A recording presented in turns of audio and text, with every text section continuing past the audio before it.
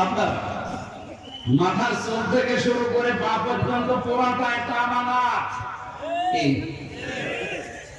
আমানতটা তো গুরুত্বপূর্ণ, এত দামি।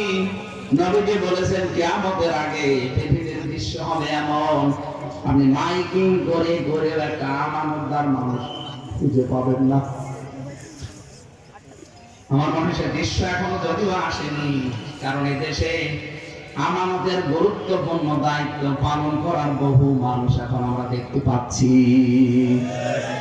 এই কুমিল্লা পাশের জেলা না কুমিল্লা, এই কুমিল্লা জেলা তার প্রমাণ কয়েকদিন আগে আমির জানাতে এসেছিল।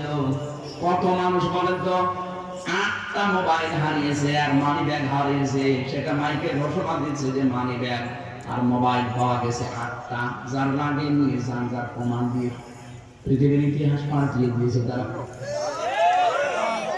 এখানে অর্থনৈতিক আল্লাহ বলি, যদি বাংলাদেশে কেউ খুঁজতে চান এই মানুষগুলোর চরিত্রে খুঁজে পাবেন। সারে না পয়সা যদি এদিক ওদিকে পান, মনে করবেন ওটা ওই দলের লোক না, অন্য দল থেকে আসা। আশ্চর্য হয়ে যায় আমি নিজে এদের আচরণ দেখলে। মানুষ 2 টাকা পেলে ফেরত দিতে চায় না, 1,80,000 টাকা মোবাইল ফেরত দিয়ে দিচ্ছে।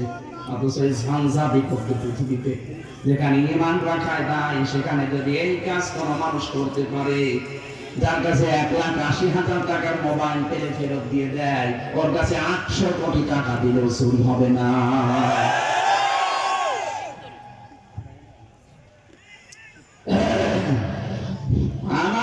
গুরুত্বপূর্ণ বিষয় বলছি, এটা যদি কেউ পালন না করেন, আপনি নামাজ পড়তে পারেন, রোজা রাখতে পারেন, হজ করে আসতে পারেন, আপনি দান সাদকা করতে পারেন, আপনার যোগ্যা বড় থাকতে পারে, কিন্তু আপনি মুনাফিক হয়ে মরবেন। এই কথা বুঝতেছেন? নবীজির সাথে এখন নামাজ পড়তো, নবীজির সাথে রোজা রেখেছে, ইফতারি করেছে, কিন্তু লোকটা মুনাফিকের সর্দার ছিল। ওই জামানায় যদি মুনাফিকের সর্দার থাকতে পারে, এই জামানায় মুনাফিকের বাপ থাকবে। আল্লাহর নবীর কথা, শেষ কথা ছিল এটা, হে আমার উম্মতেরা, মুনাফিক এটা কিন্তু ইহুদিদের ভেতরে হবে না, খ্রিস্টানদের ভেতরে হবে না, বৌদ্ধদের ভেতরে হবে না, হিন্দু মুশরিক এদের ভেতরে হবে না, মাজুসি যারা এদের ভেতরে হবে না। মুনাফিক তৈরি হবে শুধুমাত্র মুসলমানদের ভেতরে। ও বাংলার মুসলমানেরা, যেহেতু 96% আমরা এখানে আছি, সুতরাং মুনাফিকও এখানে থাকার সম্ভাবনা আছে। বলেন, যদি থাকে আপনার চরিত্রে এই দোষ, এখনই আপনি তওবা করে পাল্টান।